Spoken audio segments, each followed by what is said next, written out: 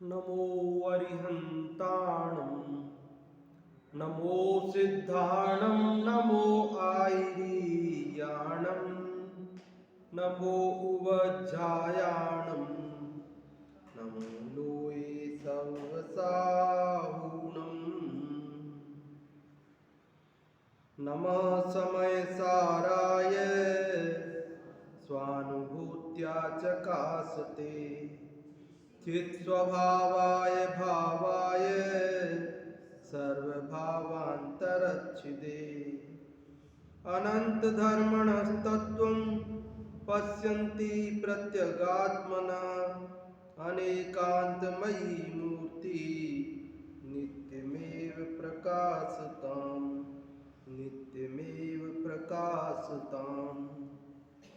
यह पद्मनंदी पंचविंशति का नामक ग्रंथराज है और इसके 151 श्लोक हम पढ़ चुके हैं।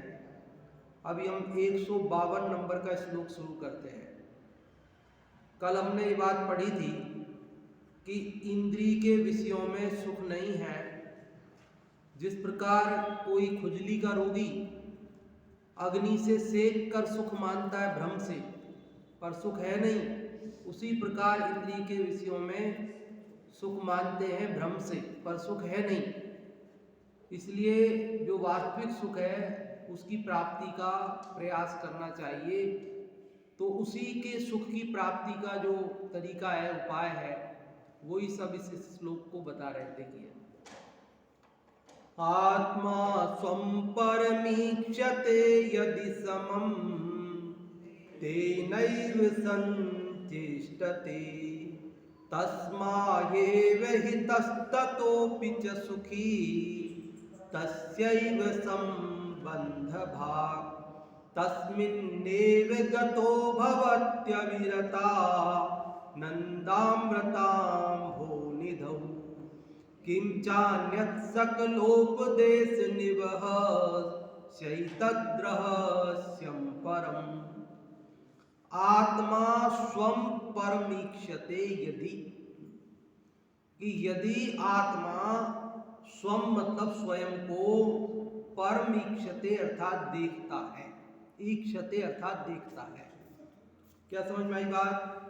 आत्मा स्वयं को परमीक्षते अर्थात देखता है यदि समं तेनैव संचेष्टते, यदि देखता है तो फिर क्या करता है?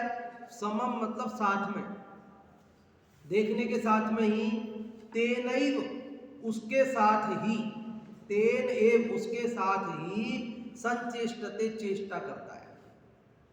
आत्मा को यदि देखता है तो देखते ही साथ हम क्या करते हैं? उस आत्मा के साथ चेष्टा करते हैं। तस्माएव हितः, उसके लिए ही हितरूप होता है। तस्मई एव, ऐ था उसका आय आदेश हुआ तो तस्माएव अर्थात उसके लिए ही हित रूप होता है। ततोपि च सुखी, ततः अर्थात उससे सुखी होता है। ततोपि च सुखी, और उससे सुखी होता है। समझ में आ रही बात? आत्मा स्वं परमीक्षते यदि आत्मा स्वयं को देखता है तो समम तेनैव संचेष्टते, उसी के साथ में चेष्टा करता है। तस्माएव हितः, उसके लिए ही हितरूप होता है। ततोपि च सुखी, और उससे ही सुखी होता है। तस्यैव संबंध भाग, तस्य एव उसका ही संबंधी होता है। संबंध भाग संबंधी होता है, उस आत्मा का ही संबंधी हो जाता है, उससे ही संबंध जुड़ जाता है उसका।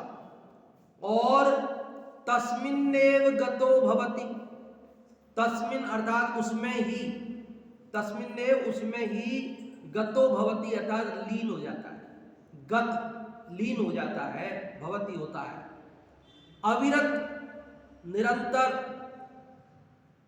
बिना विराम के आनंद रूपी अमृत के अंभो निधि अर्थात सागर में।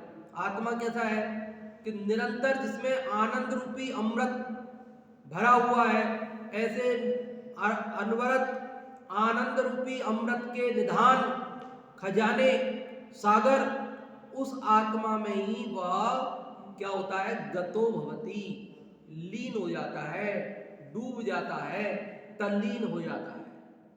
समझ में आ रही बात आपको? फिर से देखो, बहुत प्यारा श्लोक है।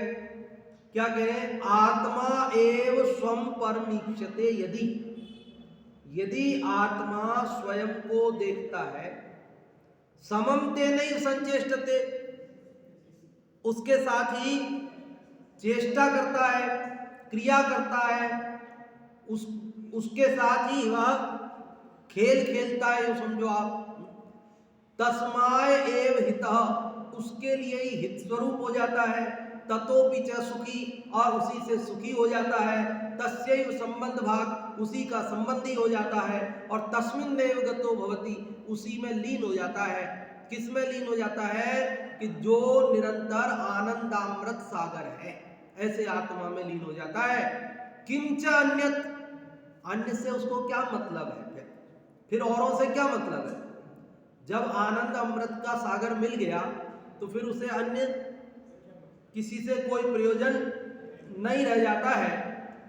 सकलोपदेश निवहस्य एतद रहस्यम परमम, कह रहे सकल अर्थात समस्त उपदेश, जो समस्त उपदेश है, समस्त जिनवाणी है, उसका निवाह मतलब समूह, उस सारे उपदेश समूह का एतद रहस्यम परमम, कि यह रहस्य है, परम रहस्य है।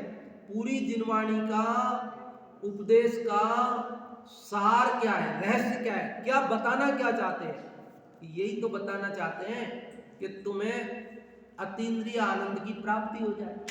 सारी जिनवाणी किस लिए है? ये सारा उपदेश किस काम के लिए है?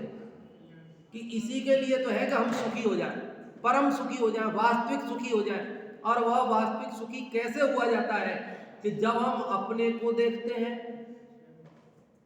अपने से चेष्टा करते हैं, अपने लिए हितरूप होते हैं, और अपने से ही सुखी होते हैं, अपने ही संबंधी होते हैं, तो हम अपने अतीन्द्रिय आनंद सागर में, आत्मा में लीन हो जाते हैं। और यही सारी जिनवाणी का रहस्य है, सार है, उपदेश है। समझ में आ रही बात? देखो यहां पर जो 7 विभक्तियां होती है संस्कृत में, कर्ता ने कर्म को करण से, संप्रदान के लिए अपादान से, और संबंध का की के उसके निशान है, और अधिकरण में अथवा पर उसके चिन्ह है। तो ऐसी 7 विभक्तियां, तो वो 7 विभक्तियां आत्मा के साथ लगाई। पहला कर्ता, आत्मा स्वम परमीक्षते यदि, तो आत्मा देखता है, तो आत्मा क्या हो गया? कर्ता हो गया। आत्मा देखता है ना, तो क्या हो गया? कर्ता हो गया आत्मा। अब कर्म, कर्म का क्या है? को, तो को किसको? कि स्वम, अपने को देखता है। आत्मा कर्ता, स्वम मतलब अपने को, एक कर्म हो गया। करण क्या? के द्वारा, तो यहां कहा तेन एव संचेष्टते, उसके द्वारा ही चेष्टा करता है। और फिर चतुर्थी के लिए तस्मयी, तस्मयी मतलब उसके लिए ही हितरूप होता है। और फिर अपादान, हित ततो, ततो मतलब उससे, पंचमी विभक्ति, सुखी होता है। और षष्ठी विभक्ति तस्य, तस्य मतलब उसका, संबंध भाग, संबंधी होता है। समझ में आ रही कि नहीं आ रही बात? और 7वीं विभक्ति क्या है? अधिकरण, आधार, तो तस्मिन एव गतो, तस्मिन एव उसमें ही लीन होता है। 7 विभक्तियां है ना, संस्कृत में थोड़ी बहुत पढ़ी होगी, 6वीं 7वीं 8वीं क्लासों में पढ़ी होगी थोड़ी बहुत, तो वहाँ ये 7 विभक्तियाँ आती है। यद्यपि जैन शास्त्रों में संबंध नाम की 6ठी विभक्ति को नहीं मानते हैं, केवल 6 ही विभक्तियाँ, 6 कारक, 6 कारक मानते हैं। क्योंकि वो कहते हैं कोई जीव एक पदार्थ का दूसरे पदार्थ से कोई संबंध ही नहीं है, तो संबंध ही नहीं है तो संबंध बताने वाली षष्ठी विभक्ति की क्या जरूरत है। लोक में तो लौकिक संस्कृत में तो मानी है उसको, क्योंकि लौकिक संस्कृत में तो क्या संबंध जरूरी है, बिना संबंध के तो पार पड़ेगी नहीं। मनुष्य सामाजिक प्राणी है, एक दूसरे से संबंध जरूरी है, अकेला रह नहीं सकता है। तो ये सारी बात वहां तो मानी है, पर जैन दर्शन में, जैन अध्यात्म में तो कहते कोई द्रव्य का अन्य द्रव्य से कोई संबंध नहीं है, तो उनका संबंध वाली विभक्ति की हमको जरूरत ही नहीं है। लेकिन इस श्लोक में उसका भी प्रयोग किया, इस श्लोक में उस षष्ठी विभक्ति का भी प्रयोग किया है, सातों का प्रयोग किया है। कौन कौन सी? आत्मा कर्ता, स्वम कर्म, तेनैव मतलब आत्मना तृतीया, और करण, और तस्मै ये चतुर्थी विभक्ति संप्रदान, और ततः, ततः मतलब पंचमी विभक्ति अपादान, और तस्य ये षष्ठी विभक्ति संबंध वाली, और तस्मिन ये सप्तमी विभक्ति है अधिकरण की। तो इस प्रकार आत्मा जब मतलब अब सात आ गई ना, मतलब अब कुछ बचा नहीं, जितने भी संबंध, कर्ता संबंध, कर्म संबंध, करण संबंध, संप्रदान संबंध, अपादान संबंध, संबंध और अधिकरण, इनके अलावा तो और कोई स्थिति बनती नहीं। और ये सारी की सारी स्थितियां जब हम किसके साथ बना लेते हैं? अपने साथ बना लेते हैं, आत्मा के साथ बना लेते हैं, तो कहते परम सुखी हो जाते हैं। और यही पूरी जिनवाणी का सार है कि तुम सारे संबंध अपने से बनाओ और परम सुखी हो जाओ। आज तक हमने क्या कर रखा है? मैं शरीर आदि को देखता हूं, शरीर आदि से ही चेष्टा करता हूं, शरीर आदि के लिए ही हितरूप होता हूं, शरीर आदि के से ही अपने को सुखी मानता हूं, शरीर आदि का ही संबंधी होता हूं, और शरीर आदि में ही तल्लीन होता हूं। और शरीर के अलावा दूसरी चीजें लगा लो कि मैं धन को देखता हूं, धन के द्वारा ही चेष्टा करता हूं, धन के लिए ही हितरूप होता हूं, धन से ही सुखी मानता हूं, धन का ही संबंधी होता हूं, और धन से ही मैं ही लीन हो जाता हूं। ऐसे ही पुत्र पुत्री संबंधी, मकान दुकान, इनसे ही हमारे ये संबंध जुड़े हुए हैं। क्या जुड़े हुए हैं? और इसलिए हम दुखी हैं। ये जिनवाणी माता ये कह रही है कि पर से समस्त संबंधों से नास्ति सर्वोपि संबंध पर द्रव्य आत्म तत्वयो, पर द्रव्य और आत्म तत्व का कोई संबंध है ही नहीं। तू संबंध जोड़ता है इसलिए दुखी होता है। अब तू पर से जब संबंध नहीं है तो उधर से दृष्टि हटा, और अपने से तो है ही ना, तो अपने में दृष्टि लगा तो तू सुखी हो जाए। जब जैन अध्यात्म में 6 ही विभक्तियां मानी है, संबंध नाम की छठी विभक्ति नहीं मानी है, तो यहां क्यों प्रयोग कर ली फिर पद्मनंदी आचार्य ने? वो कह रहे आत्मा से तो संबंध है, पर से संबंध नहीं है, इसलिए षष्ठी विभक्ति का निषेध किया। लेकिन आत्मा से तो आत्मा का है ना, अपने से तो अपना है ना, इसलिए यहां षष्ठी का भी प्रयोग कर लिया उन्होंने। कहा कि अपने से ही संबंध जोड़ना है तो अपने से तो है ही है, इसलिए उन्होंने षष्ठी विभक्ति का भी प्रयोग कर लिया। आत्मा स्वं परमीक्षते यदि समं तेनैव संचेष्टते तस्मायेव हि तस्ततोऽपि च सुखी तस्यैव सम्बन्धभाक् तस्मिन्नेव गतो भवत्यविरता नन्दामृताम्भोनिधौ किंचान्यत् सकलोपदेशनिवह शैतद्रहस्यं परम। कि यह पूरे जिनागम का सार है। क्या सार है? कि अपने को जानो और अपने में ही रहो, इसमें सदा रतिवंत बन, इसमें सदा संतुष्ट रे। इससे ही बन तू तृप्त उत्तम, सौख्य हो जिससे तुझे। आचार्य कुंकुन देव समय सार परमागम में कहते हैं एदम ही हृदो, इसी में लीन हो, संतुष्ट हो, इसी में संतुष्ट हो, तो क्या है कि तो तू परम सुखी हो जाएगा, तुझे अतीन्द्रिय सुख की प्राप्ति हो जाएगी। पर में लीन होने से तू भ्रम से सुख मानता है, पर वहां सुख है नहीं। जहां सुख है ऐसे अपने में यदि लीन होगा तो अवश्य ही सुखी होगा। इसलिए कह रहे पर से हट करके इसमें लीन हो भाई। किसमें लीन हो? किसमें लीन हो?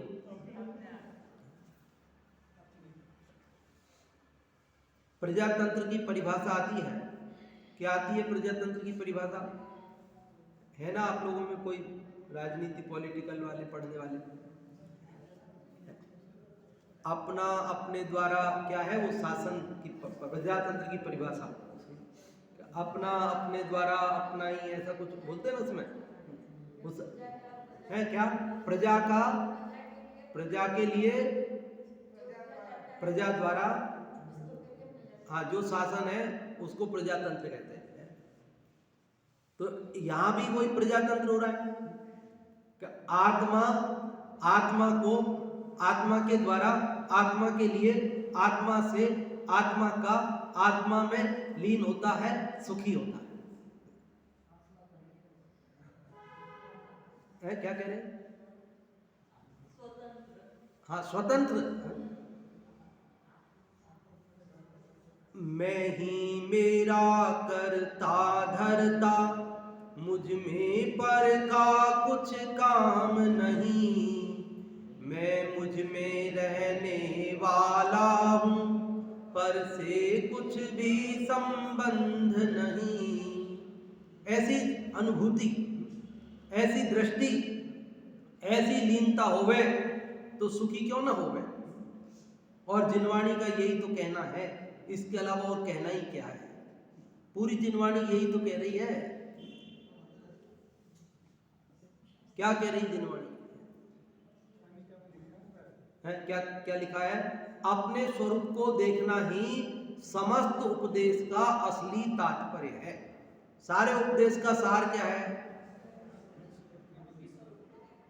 अपने को देखना है, बस यही सार है पूरे दिनागम का। सारे दार्शनिक दुनिया के अपने को ही देखना चाहते हैं, अपने को ही खोजना चाहते हैं। ये अलग बात है कि उन्हें वो अपना तत्व प्राप्त नहीं हो रहा। और ये जैन दर्शन बिल्कुल हाथ पे रखे हुए आंवले के समान स्पष्ट रूप से वह आत्मा दिखाता है, क्योंकि बिना इस दृष्टि के वो मिलना मुश्किल है। जब नरेंद्र नाथ रामकृष्ण परमहंस के पास आए थे, कौन थे नरेंद्र नाथ? विवेकानंद। तो उन्होंने जाके जब वो खटखटाया दरवाजा, तो अंदर से उन्होंने पूछा कौन हो? तो बोले यही तो पता करने आया हूं। नरेंद्र ने, विवेकानंद ने, विवेकानंद तो बाद में नाम रखा उनका, पहले नरेंद्र नाम था।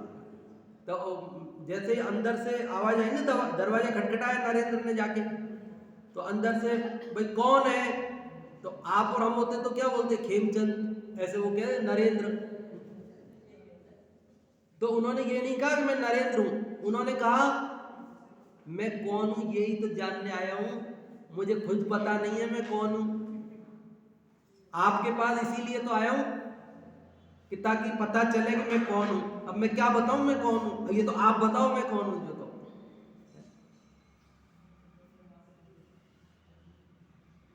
समझ में आती है बात? तो ये जैन दर्शन स्पष्ट रूप से किसको दिखा रहा है? अपने को दिखा रहा है। सारी जिनवाणी अपने को ही समझने के लिए, अपने को ही जानने के लिए है। ये 6 द्रव्यों का जो स्वरूप बताया जाता है वो भी 6 द्रव्यों को जानने के लिए नहीं, अपने को जानने के लिए बताया। 7 तत्वों की जो चर्चा है, 9 पदार्थों की चर्चा है, वो 7 तत्वों को जानने के लिए या 9 पदार्थों को जानने के लिए नहीं है, बल्कि निज पदार्थ अपने चैतन्य पदार्थ को जानने के लिए। किसके लिए है? अन्य की जो चर्चा है वो किसके लिए है? कि गजब बात करते हो, अपने को जानना है तो अपनी चर्चा करनी थी। 7 की क्यों करते हैं, 6 की क्यों करते हैं, 9 की क्यों करते हैं, 5 अस्थिकाय की क्यों करते हैं? ये तो बात जची नहीं। बोलो, जचती आपको बात? जचती कैसे?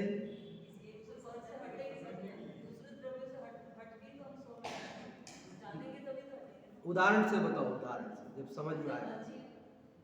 अजीब को हम अजीब पहले स्वीकार करेंगे कैसा हाँ। है क्या है, तभी तो हम जीव को पहचान पाएंगे ना। हाँ जी। जीव नहीं, वो अजीब नहीं है, ये जीव है। हाँ जी, बहुत अच्छा। देखो इसको उदाहरण से समझते हैं।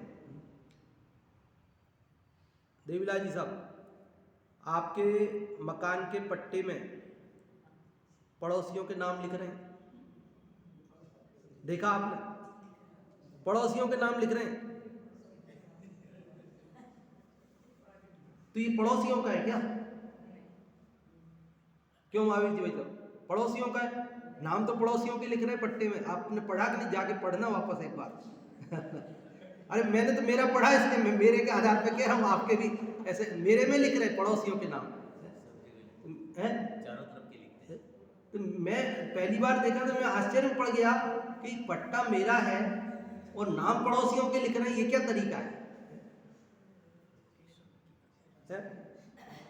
वो लिखा है इनके पूरब दिशा में इनका घर है, पश्चिम दिशा में इनका घर है, उत्तर में ये सड़क है, ये दक्षिण में सड़क है, ये है वो है। अरे भाई ये तो लिखा ही नहीं।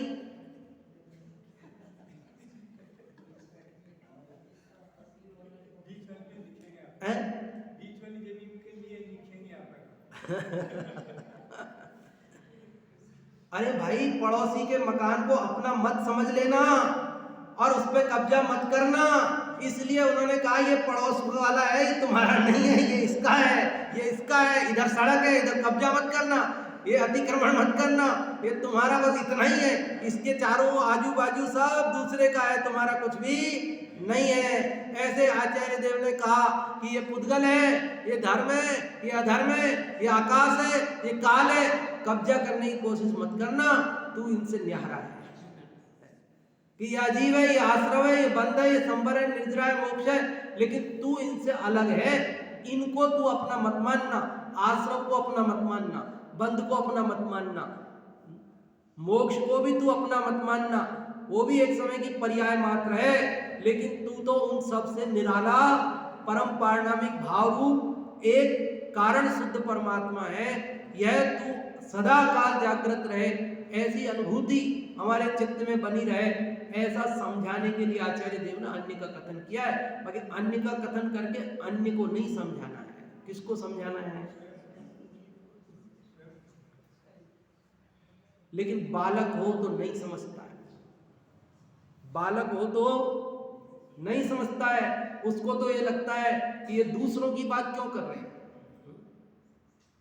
भाई बच्चे को आप समझाते हो ना कि देख उनका बच्चा तो टॉप किया है, इतने नंबर आए हैं, तो वो नाराज होता है, उसकी बात क्यों कर रहे हो? तुमको उसकी प्रशंसा करनी है, तुमको वो अच्छा लगता है, मैं अच्छा नहीं लगता। अरे भाई हम तो तेरे को समझा रहे, उसको समझाने थोड़ी जा रहे हैं क्या? उसने टॉप किया है ये कहकर भी हम ये कहना चाहते हैं कि तुम इससे बढ़िया करना है। क्यों? उसको थोड़ी कहने जा रहे हैं हम ये बात। किसको कह रहे हैं? तेरे को कह रहे हैं। और कोई अगर फेल हो जाता है तो भी बताते देख वो फेल हो गया है, तो उसकी बात क्यों कर रहे हो कि देख ऐसी लापरवाही अगर तू करेगा तो तू भी फेल हो जाएगा। समझाना अपने को है और उदाहरण किसके दे रहे हैं? दूसरों के दे रहे हैं, फेल होने वालों के, पास होने वालों के, इसके उसके उसके उसके उसके। ऐसे आचार्य देव देखो, ये गति में हेतु है, धर्म द्रव्य है, ये स्थिति में हेतु है या धर्म द्रव्य है, या अवगाहन में हेतु है, या अरे मुझे आत्मा जानना है महाराज, आप कहाँ गति है तू, कहाँ स्थिति है तू, कहाँ अवगाहन है तू, क्या ले आए आप?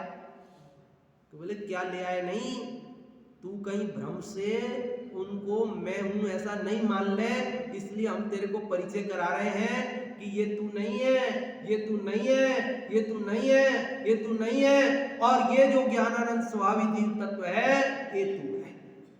तो यहां पर यही बता रहे हैं, आत्मा स्वं परमीक्षते यदि समम तेनैव संचेष्टते तस्मायेव हि तस्ततोऽपि च सुखी तस्यैव संबंध भाग तस्मिन्नेव गतो भवत्यविरता नन्दामृताम्भोनिधौ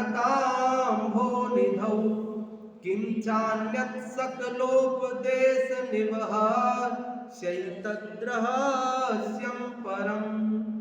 हिंदी वाला पढ़ते देखो।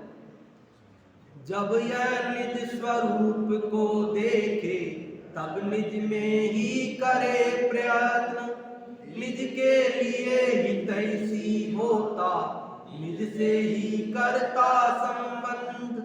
आनंदामृत सिंधु स्वरूप स्वयं में ही तब होता लीन, इससे अधिक कहे क्या सब उपदेशों का है सार यही। कि जब यह निज स्वरूप को देखता है तब निज में ही प्रयत्न करता है, निज के लिए ही हितैषी होता है, निज से ही संबंध करता है, और आनंद अमृत रूपी सिंधु सागर स्वरूप जो अपना आत्मा है उसमें ही वह लीन हो जाता है। इससे अधिक क्या कहें, इससे अधिक क्या कहें, सब उपदेशों का यही सार है, सब उपदेशों का यही सार है। समझ में आती है बात? कठिन तो नहीं लगती है? हम कहाँ, जहाँ हमारा उपयोग, हम कैसे, जैसे हमारे भाव अशुभ में, शुभ में और शुद्ध से भटक। पर को देखते हैं तो पर से संबंध जोड़ते हैं, अपने को देखते हैं तो अपने से संबंध जोड़ते हैं।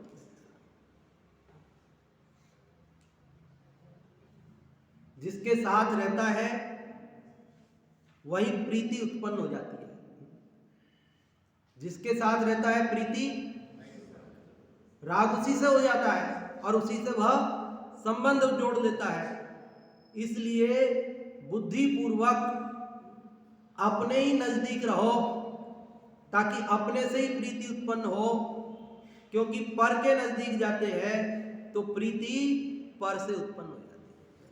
यहां इसीलिए कहा कि आत्मा स्वयं को ही देखे तो ऐसा नहीं हो सकता कि उसको छोड़कर बाहर जाए, क्योंकि कमी क्या है अपने में जो छोड़ के बाहर जाए? अपने अंदर कोई कमी हो, अपने अंदर आनंद सागर भरा है, अपने अंदर आनंद का स्रोत बह रहा है, फिर उसको छोड़कर वो कहीं बाहर जाए तो बोले क्यों जाए? जा ही नहीं सकता है। समझ में आ रही बात? आजकल जो ये स्थितियां बनती है ना विजातीय विवाह आदि की, तो बोले एक ही ऑफिस में काम करते हैं, एक ही कॉलेज में पढ़ते हैं, साथ रहते हैं, एक ही मेस में खाते हैं, एक साथ उठते बैठते हैं, तो वहीं प्रीति उत्पन्न हो जाती है, वही अच्छा लगने लगता है और वहीं संबंध हो जाता है। तो यहाँ कह रहे तू अगर आत्मा के ही साथ रहेगा, अपने को ही देखेगा, तो तुझे अपने से ही प्रीति उत्पन्न हो जाएगी, तू अपना ही संबंधी हो जाएगा और अपने में लीन हो जाएगा। तुझे कहाँ जाना बाहर? हिंदी अर्थ पढ़ता हूं। जब यह आत्मा अपने स्वरूप को देखता है, जब यह आत्मा अपने स्वरूप को देखता है, तब स्वयं अपने स्वरूप के साथ ही चेष्टा करता है, अपने स्वरूप के लिए ही हित स्वरूप बनता है, अपने से ही सुखी होता है, अपना ही संबंधी होता है तथा निरंतर आनंद रूप अमृत के समुद्र स्वरूप अपने स्वरूप में ही लीन होता है। इस प्रकार समस्त प्रवृत्तियों की आत्मा में जो दृढ़ स्थिति है, यही समस्त उपदेश का असली तात्पर्य है। इससे अतिरिक्त और कुछ भी नहीं। सारी जिनवाणी का यही कहना है, इसके अलावा जिनवाणी और कुछ कहना हमको नहीं चाहती है। यहाँ तो कह रहे हैं वो ही साधु है। कौन? जो पर से दृष्टि हटाकर अपने में लीन हो, वही तपस्वी है, वही योगी है। अगले श्लोक में ये बात कही है। क्या कही है? कि जो सब तरफ से दृष्टि हटाकर अपने आत्मा में ले आता है, वही योगी है, वही साधु है, वही तपस्वी है, वही पूज्य है। पढ़ देता हूं, छोटा सा श्लोक है। परमानंदाब्ज रसम, ये इसकी लय है अपनी वो समय सार वाली। वंदितु सर्व सिद्धे परमानंदाब्ज रसम सकल विकल्पान्य सुमनस त्यक्त्वा योगी स यस्य भजते स्थिमितांतःकरण सट चरण। क्या कहा यहां पर? कि परमानंदाब्ज रसम, परम आनंद रूपी, अब्ज मतलब कमल, परमानंद रूपी कमल के रस को, परमानंद अब्ज मतलब कमल, कमल के रस को सकल विकल्पान्य सुमनस त्यक्त्वा, सकल विकल्प, समस्त विकल्प रूपी अन्य सुमन, अन्य पुष्पों को त्यक्त्वा, छोड़कर। अभी बताते हैं, बहुत सरल है अर्थ, कि अन्य समस्त विकल्प रूपी पुष्पों को छोड़कर जो परम आनंद रूप अपना शुद्धात्मा है, उस कमल के रस को ही भजते, भोगता है, पीता है। स्तिमितांतःकरण सच्चरण, स्तिमित मतलब स्थिर, निश्चल, निश्चल अंतःकरण, अंतःकरण मतलब मन, अंतःकरण रूपी सट चरण, सट चरण मतलब जिसके 6 पैर होते हैं। 6 पैर किसके होते हैं? भ्रमर के, भौरा होता है भौरा, उसके 6 पैर होते हैं। तो सट चरण मतलब भ्रमर। किसको भ्रमर कहा? अंतःकरण, अंतःकरण मतलब अपना जो आत्मा, अपना मन, अपना उपयोग, अपने मन रूपी भ्रमर क्या करता है कि अन्य सब फूलों को छोड़कर एक केवल अपने शुद्धात्मा रूपी कमल के रस को पीता है। योगी स, वही योगी है। योगी कौन है? योगी कौन है? तपस्वी कौन है? साधु कौन है? मुनि कौन है? ज्ञानी कौन है? धर्मात्मा कौन है? तो कहते वह है कि जिसका मन अन्य सब विकल्पों को छोड़ करके क्या करता है? अपने शुद्धात्मा पे टिक जाता है। होशियार भ्रमर हो तो अन्य सब फूलों को, छोटे मोटे को छोड़ करके, और जब कमल का रस मिल जाए तो फिर और कहना ही क्या है, तो वो कमल पे जाकर बैठ जाता है। क्योंकि वहां जो जैसा रस है, जिस क्वालिटी का, वैसा अन्य में नहीं है। ऐसे अपने शुद्धात्मा रूपी कमल में जो आनंद है, वैसा अन्य विकल्पों में नहीं है, वहां तो कष्ट है। इसलिए योगी किसको कहते हैं? कि जो अन्य विकल्प रूपी पुष्पों को छोड़कर जिसका मन अपने शुद्धात्मा, परमानंद रूप अपना शुद्धात्मा है, उस पर रम जाता है, वही योगी है। समझ में आया कि नहीं आया? फिर से देखो, यस्य, जिसका, स्तिमितांतःकरण सच्चरण, स्तिमित मतलब निश्चल, अंतःकरण मतलब मन, और सच्चरण मतलब भ्रमर, जिसका निश्चल मन रूपी भ्रमर। एक शब्द तो आया समझ में?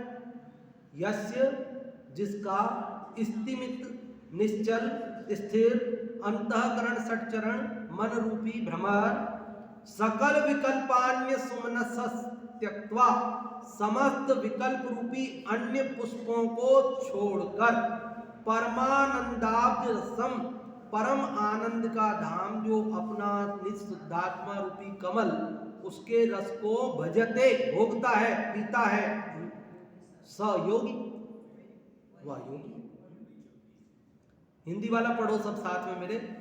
सकल विकल्प पुष्प को तज कर, जिसका निश्चल चित्त भ्रमर, परमानंद कमल में रमता, वह योगीश्वर पूज्य प्रवर। कि समस्त विकल्प रूपी पुष्पों को छोड़कर जिसका निश्चल चित्त रूपी भ्रमर, परम आनंद रूप कमल जो अपना शुद्धात्मा उसमें रमता है, वही योगीश्वर है, वही पूज्य है, वही प्रवर है, श्रेष्ठ है। जिस योगी का निश्चल मन रूपी भ्रमर समस्त विकल्प रूपी अन्य फूलों को छोड़कर उत्कृष्ट आनंद के धारी शुद्धात्मा रूपी कमल के रस का सेवन करता है, वही योगीश्वर पूजने योग्य है। देखो सारे श्लोकों का एक दूसरे से लिंक है। 150 और 151 में कल हमने पढ़ा कि इंद्रिय सुख सुख नहीं है, और 152 में कहा कि आत्मा आनंद का सरोवर है, सागर है। तो 152 में कहा कि इंद्रिय सुख सुख नहीं है ना, तो इसलिए इंद्रिय सुख को छोड़कर और आनंद के सागर अपने शुद्धात्मा में जिसका मन रम जाता है वही योगी। क्या नाम भैया आपका? मैं आप अपना परिचय तो है, आप ये कनक भाई जो आपके साथ है, जो राकेश जी है ना, समझ में आ रही है बात? संस्कृत वो संस्कृत संस्थानम वाले हो ना आप? देवीवाणी संस्कृत संस्थानम वाले हो ना? तो गलत पहचान लिया? अच्छा अच्छा, थोड़ा भूल रहा हूँ तो, या तो फिर मिले तो है पर वो नाम से परिचय भूल रहा हूँ। चलो कोई नहीं। देखो, जिस योगी का निश्चल मन रूपी भ्रमर समस्त विकल्प रूपी अन्य फूलों को छोड़कर उत्कृष्ट आनंद के धारी शुद्धात्मा रूपी कमल के रस का सेवन करता है, वही योगीश्वर पूजने योग्य है। भावार्थ, जिस प्रकार भ्रमर समस्त अन्य पुष्पों को छोड़कर कमल के रस का आस्वादन करता है, उसी प्रकार जो मुनि समस्त विकल्पों को छोड़कर शुद्धात्मा का आस्वादन करते हैं, वे ही भव्य जीवों के द्वारा पूजने योग्य है। कौन मुनि पूजने योग्य है? तो कह रहे जो अपने आत्मा में रमते हैं वे ही पूजने योग्य है।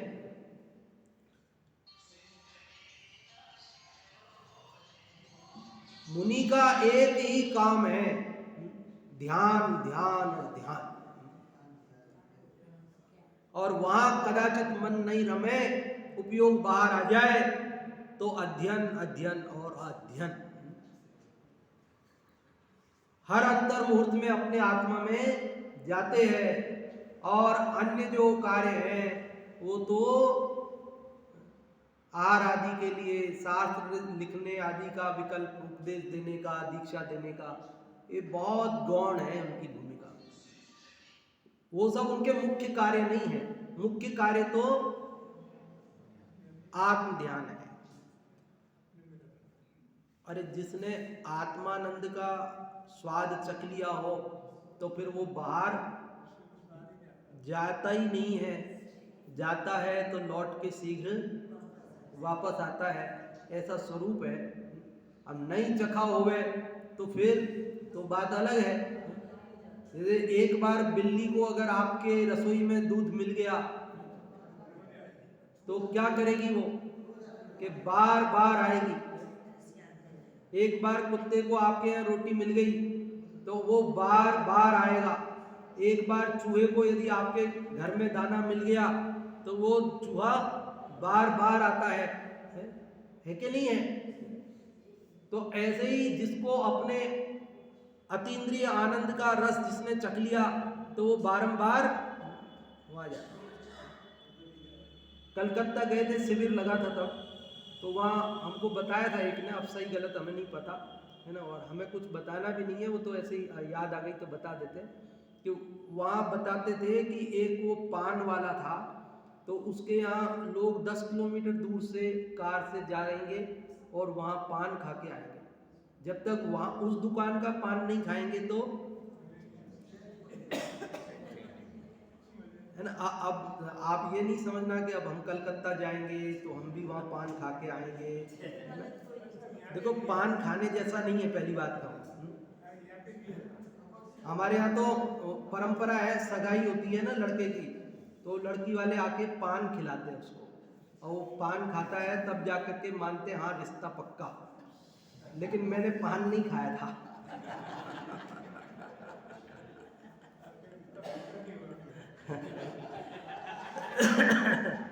मैंने कहा भाई पान तो हम खाते नहीं है और आपको खिलाना है तो इलायची खिला देना। तो उन्होंने कहा ठीक है आपको इलायची खिला देंगे। तो वो खाने जैसा नहीं, लेकिन लोगों को जैसे अब वो कहते हैं वो पता नहीं क्या डालता है, अब क्या डालता होगा। मैंने तो सुना है ऐसे लोग क्या करते हैं, वो जो पानी में पत्ते पड़े रहते हैं वहाँ थोड़ा सा अफीम का एक जरा सा कण डाल देते हैं, तो वो उसका अफीम का हल्का सा नशा उसके अंदर आ जाता है और उसका आदमी आदी हो जाता है। सब जगह का कैसा ही पान खाए पर उसको मज़ा नहीं आता, वो वहीं खाएगा क्योंकि अफीम तो वहीं डली है, हर जगह तो नहीं डली है, तो उसको वो नशा आता है तभी उसको मज़ा आता है। खैर जो भी हो, ये तो चर्चा भी करने जैसी नहीं है, पर पता नहीं क्यों आ गई चर्चा, है ना। मतलब ये समझ लेना, मतलब बाजार में अगर आपको ऐसा लगता है ना कि उसकी चाय में मज़ा है, उस दुकानदार की चाय बढ़िया बनती है या उस हलवाई की मिठाई बढ़िया बनती है और उसकी कचौरी अच्छी बनती है और वहाँ बिना आपको चैन नहीं पड़ता है, समझ लेना उसमें कुछ ना कुछ गड़बड़ है। कोई ना कोई नशे की वस्तु वो उसमें थोड़ी प्रयोग करता है जिसके कारण आप आदी हो गए हो, पर आपको वहीं की से चैन मिलता है, दूसरी जगह नहीं मिलता है। लेकिन यहाँ तो कह रहे असली नशा तो अपने अतीन्द्रिय आनंद का तेरे को चढ़ जाए तो फिर क्यों छोड़ के बाहर आए। समझ में आई बात। तो आज हमने कितने श्लोक पढ़े, 2 श्लोक। कौन कौन से नंबर के, 152 और 153। 152 में क्या है, 152 में क्या कहा है, कह रहे अपने आत्मा में लीन हो, यही सारी जिनवाणी का सार है, वही सुख है। और 153 में कह दिया कि जो उसमें लीन होता है वही योगी है, वही साधु है, वही ज्ञानी है, वही धर्मात्मा है। तो आप और हम सभी अपने निःशुद्धात्मा को जानकर, पहचान कर उसमें रमे जमे परम सुखी हों, इस मंगल भावना से अभी बात को विराम देते हैं और अगले श्लोक की चर्चा अपन कल करेंगे, जिसमें ये बात बताई जाएगी कि जब आत्मा का रस चख लेता है तब उस जीव की दशा कैसी हो जाती है। उस दशा का वर्णन अगले श्लोक में आएगा।